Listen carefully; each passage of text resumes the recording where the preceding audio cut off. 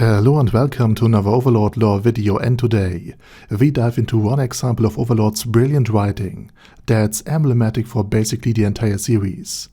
But before we're going to do so, let me thank my Patreons for supporting this channel, as well as all users of the YouTube thanks function for making one-time donations. Now, with all of that said, let's get straight into the example. Back in the 8th novel, Cocytus and Ainz were discussing revenge against the people that had mind-controlled Sheltier Bloodfallen. And Ainz wanted to take excessive revenge on those people, which by the way he presumed to be a bunch of players, or even an entire guild base. And considering what the next book, the 9th, to be precise, dealt with, should illustrate how serious Ainz is about all of this. And Cocytus had remarked with the saying, "an eye for an eye." And here most animes and light novels would just have simply ended, because how an eye for an eye is viewed today. It is a saying that embodies and emboldens revenge, because doing the same thing onto one another is harsh in our society, especially if we deal with torturers, murders, and so on and so forth. But, and this is why I love Overlord, it wasn't meant that way.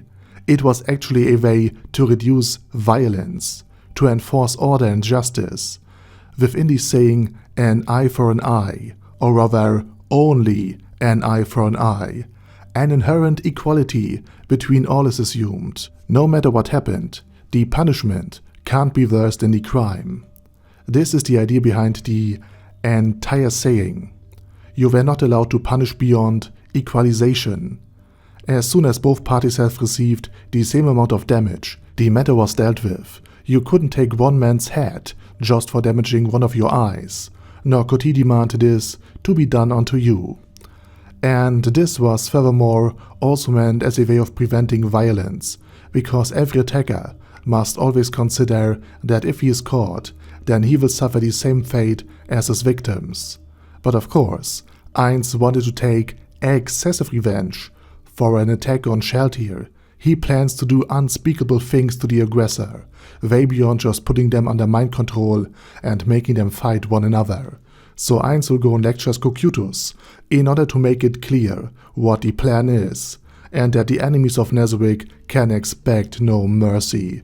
Which is also, and this is the last part I want to mention, a way of telling us, the readers and viewers, about Ainz Ooal Gown and Cocytus as characters. Ainz Ooal Gown back in the 8th novel was still somewhat seen as just a normal human in the body of an undead overlord, struggling with managing and ruling the Great Tomb. But he was still not seen as a cruel, merciless overlord that would do whatever is necessary to further the goals of Nezarick. Remember the uproar that the death of Archer had caused? This wasn't out of character for Ainz. No matter how many whiny and ignorant comments were made back then, because Ainz, prior to the death of Archer and prior to the story unfolding in the 7th novel, had almost wiped out the Lizardmen in the 4th one. And this was only prevented by Cocytus, who in contrast to Ainz, is more merciful.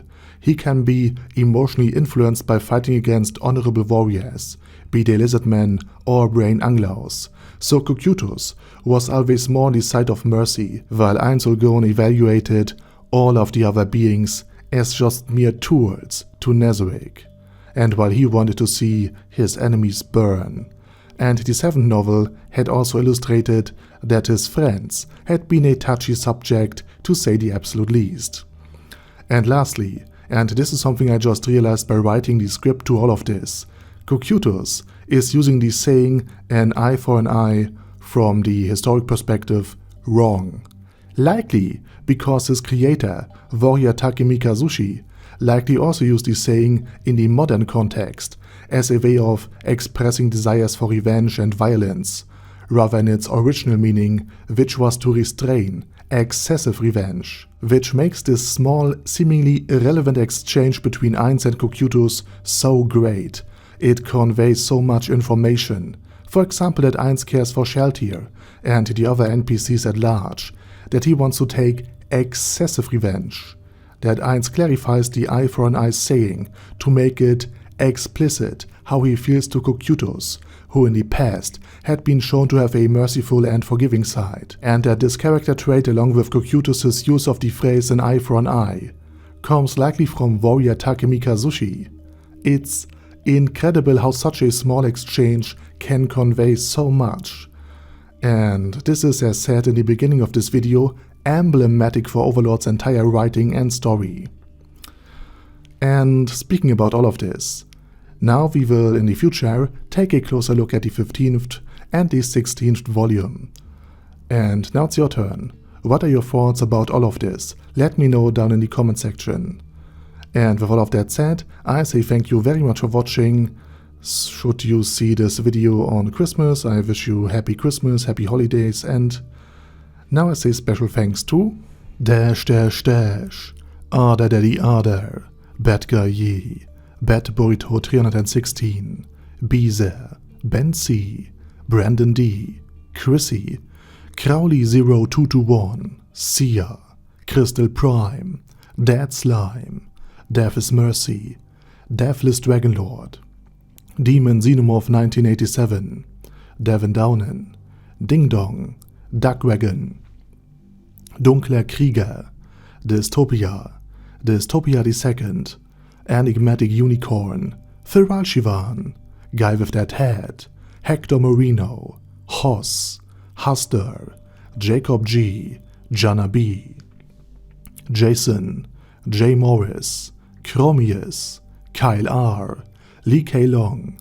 Legendarius, Lelouch Britannia with a Mustache, Lexus Fox, Lord Nishiki and Rai, Lord Touch Me, Loverazor, Merovec, Mr. Shoes, Mr. Tweaker, Michael R, Michael Y, Nope, Oh Hell No, Normal Toad, O'Kill, Overlord General Gasper, Paddy Pantum, Personage, Primus 11, Rhinomere, Cune Karakos P, Shergox's Daddy, Shadow Lightning Wolf, Shrine Keeper, Super Tier Magic Batista Bomb, Supreme Cheese, Staris, Ted, Texas Deer, The Orc Warboss, Rock Ed Smasher, T.E. Vang, The Shokai, Vegito 27, Venture Fanatic, Wilhelm, Xenukai, and Zonagon. Thanks guys.